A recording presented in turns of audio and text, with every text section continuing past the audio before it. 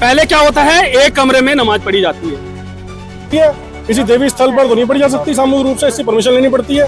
बड़े सुनियोजित तरीके से जिस वीडियो में उसका चेहरा नहीं आ रहा है उस वीडियो को उसने वायरल करा। में मस्जिदों का ये जो अवैध मस्जिदों का जाल जो है ये सोच रहे होंगे फैलाने की, ये हम किसी भी रूप से स्वीकार नहीं करेंगे। सब आंखों में पट्टी बांध के काम चल रहा है। लेकिन उत्तराखंड देवों की भूमि है, यहाँ पर हमारे महादेव का वास है, भगवान भोलेनाथ का वास है। इस प्रकार से जो है अवैध मस्जिदों का जाल यहाँ उत्तराखंड में हम नहीं फैलने देंगे। पे नमाज पढ़ी जाती है जिसमें डोईवाला से मौलवी आता है, बोल दिया कि यहाँ आगे से नमाज नहीं होगी, तो ये समझ लेना, चाहे फिर प्रशासन हो या कोई हो, हम किसी चीज से नहीं डरेंगे। लेकिन प्रशासन तो मुकर गया था। प्रशासन कह रहा पिछले कई वर्षों से नमाज पढ़ी जा रही है। अगर अगली बार कोई वहाँ पढ़ता हुआ मिला तो हम उस चीज की ईंट से ईंट बजा देंगे। और हमें नमस्कार, मैं विवेक कुनियाल और आप देख रहे हैं डीबीएम न्यूज। अभी मैं हूं नरेंद्र नगर में और यहां पर एक दिल दहलाने वाली घटना सामने पे आ रही है। इससे पहले भी हमने आपको एक खबर दिखाई थी जिसमें कि हिंदू मुस्लिमों का प्रेम छलक रहा था, प्रेम दिख रहा था। लेकिन अगर जब मैं यहाँ नरेंद्र नगर में पहुंचा तो यहाँ पर मेरे को कुछ विपरीत स्थिति देखने को मिली है। यहाँ पर जब मैं आया तो यहाँ पर मैंने देखा कि कुछ लोग, यहाँ पर जो मुस्लिम समुदाय के लोग हैं, ये 60-70 आदमी इकट्ठे होकर के नमाज पढ़ते थे, सामूहिक रूप से यहाँ पर जो है नमाज पढ़ते थे, जिसका विरोध यहाँ पर हिंदू संगठन एवं बजरंग दल ने किया है। इस विषय पर यहाँ पर सब बजरंग दल, हिंदू संगठन के तमाम जितने भी कार्यकर्ता हैं सब इकट्ठे हुए हैं। प्रशासन के सामने इन्होंने बात रखी है। अब देखना यह है कि प्रशासन इस पे कितनी काम कर पाता है। क्या ये नमाज रुक पाएगी या फिर निरंतर उसी प्रकार से चलती रहेगी जैसे ये चलती थी। ये अलग अलग जो ये बातें हैं, ये यहाँ पर आप देख सकते हैं कि हिंदू संगठन है, आप विजुअल में भी देख रहे होंगे, यहाँ पर हनुमान चालीसा का भी पाठ किया जा रहा है। और आइए यहाँ पर देखते हैं कि हिंदू संगठन के लोग क्या क्या कहते हैं इस घटना को लेकर के। सर, आज के घटनाक्रम को लेकर सबसे पहले तो जय श्री राम, हर हर महादेव। आज जो ये यहाँ पर हम लोगों के उसमें ये मामला आया कि यहाँ पर जो है एक घर में 2-3 परिवार मिलके अवैध रूप से जो है ये नमाज पढ़ने का कार्य कर रहे थे। और कुछ लोग बाहर से भी है, मार्केट से भी हैं, ठेली रेडी वाले, इस प्रकार एक ही घर के अंदर। तो हम लोग इसका विरोध करने आए थे कि इस प्रकार की जो है घटना हमारे पहाड़ों में, उत्तराखंड में नहीं होनी चाहिए, है ना। इस प्रकार की जो ये घटना है ये हम किसी भी रूप में स्वीकार नहीं करेंगे। उत्तरकाशी में जो घटना हुई थी अभी जो है, उसका भी जो शुरुआती लक्षण थे वो यही थे।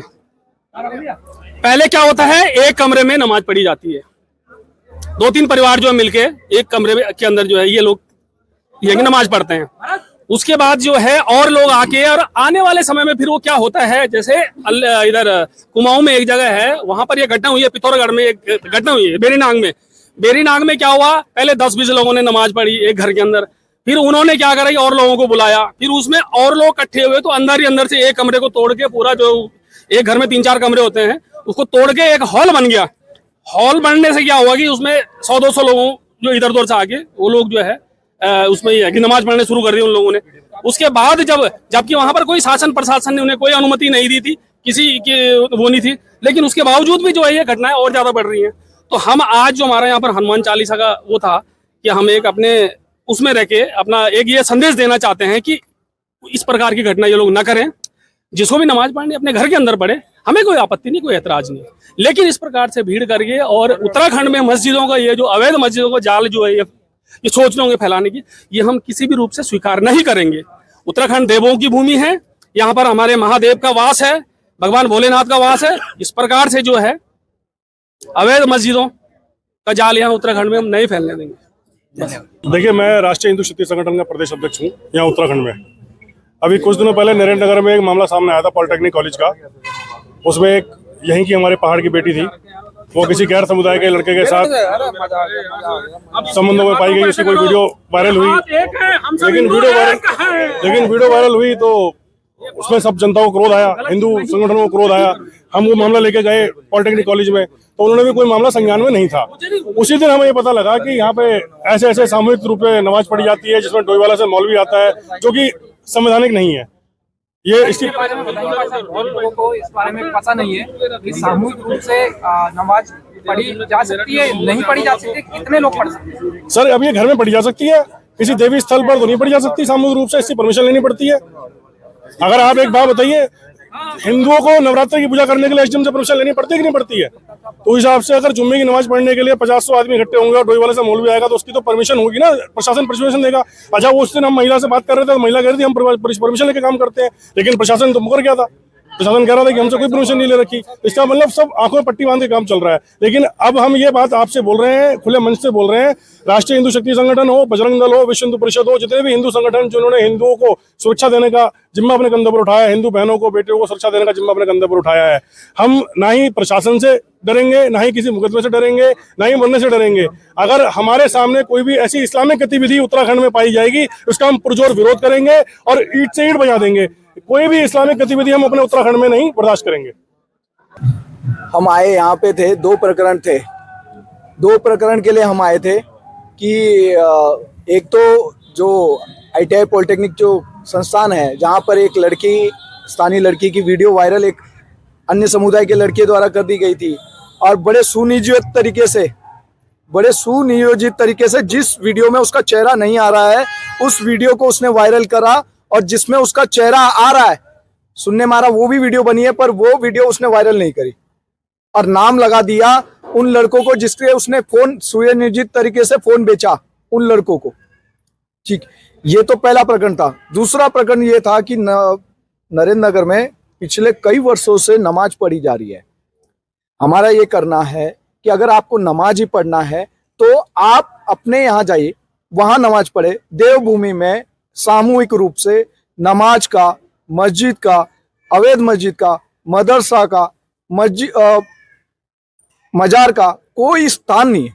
ये देवी देवताओं की भूमि है, पूरे विश्व में ये देवी देवताओं की भूमि के नाम से प्रसिद्ध है और उसी के नाम से प्रसिद्ध रहेगी।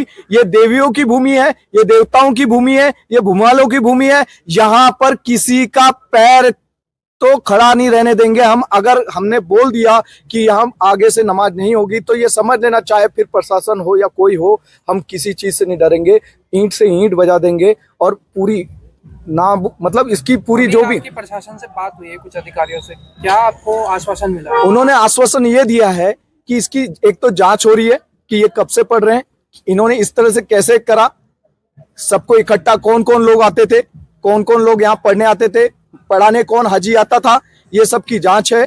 और ये आगे से नमाज सामूहिक रूप से नहीं पढ़ी जाएगी। ये उस घर के अंदर जितने लोग रहते हैं वही लोग नमाज पढ़ेंगे बस। आश्वासन के बाद भी अगर आप लोग संतुष्ट नहीं होते हैं उनकी कार्रवाई से, तो आगे की रणनीति क्या रहेगी? आज आप समझना, सिर्फ ऋषिकेश जिले के और नरेंद्र नगर के लोगों ने विरोध किया है। अगर अगली बार अगले कहीं से भी एक खबर भी आती है कि इनके परिवार के अलावा इनके बगल का ताऊ चाचा का भी परिवार अगर आके वहां पढ़ता है तो ये समझना कि अगली बार पूरा गढ़वाल, देहरादून, हरिद्वार सारा इकट्ठा करके यहां होगा। और फिर उस दिन ये कोई गलत फहमी में मत रहे कि हम प्रशासन के दबाव में, हमें प्रशासन के दबाव ने, हमारी बात प्रशासन ने मानी है, तब जाके हमने हनुमान चालीसा करके हम अपने गंतव्य को जा रहे हैं। अगर अगली बार कोई वहां पढ़ता हुआ मिला तो हम उस चीज की ईंट से ईंट बजा देंगे और हमें कोई रोक नहीं पाएगा। अच्छा, ऐसा कहा जाता है कि कई जगहों पे इस तरीके की सामूहिक जो है नमाज अदा की जा रही है जो जिसकी परमिशन नहीं है, तो क्या बजरंग दल या हिंदू संगठन अब कोई मुहिम ऐसी चलाने वाला है? ये बजरंग दल और वो हिंदू संगठन, ये चोरी चुपके से कमरों के अंदर, हॉल के अंदर, छतों के ऊपर पढ़ते हैं, जिसकी सूचना स्थानीय लोगों द्वारा ही दी जाती है। बजरंग दल पहले भी इनका विरोध करता था, आगे भी विरोध करेगा, लेकिन अब धीरे धीरे जैसे योगी आदित्यनाथ जी ने नारा लगाया, वही मैं नरेंद्र नगर के लोगों को बोलना चाहूंगा कि बटोगे तो कटोगे। आप ये समझना, नरेंद्र नगर के लोगों के लिए साफ हम नारा दे रहे हैं जो योगी जी ने दिया था कि बटोगे तो कटोगे और आपको घर के बाहर निकलना होगा। आपकी लड़ाई लड़ने कोई दूसरी जिले से, दूसरे राज्य से नहीं आएगा, आपको अपने हक की लड़ाई खुद लड़नी है। हम आपके साथ खड़े हैं, आज आपको दिखा दिया, अगली बार हम किसी को छोड़ेंगे नहीं। आज के प्रकरण को लेकर क्या बातचीत हुई आपकी जो हिंदू संगठन? उनके द्वारा स्थानीय स्तर पर जो नमाज पढ़ी जा रही थी उसका विरोध किया गया है, तो मेरे द्वारा आश्वासन दिया गया है कि स्थानीय पुलिस से वार्ता करके इसका समाधान निकाल लिया जाएगा। जैसे कि एक ही चीज को मांग को लेके बढ़े कि जो सामूहिक जो नमाज है उस पर रोक लगे। तो जैसे मैंने बताया आपको कि इस बारे में स्थानीय पुलिस से बात कर रहे हैं फिर देखते हैं जो भी युक्ति संगत समाधान होगा वो कर लिया जाएगा।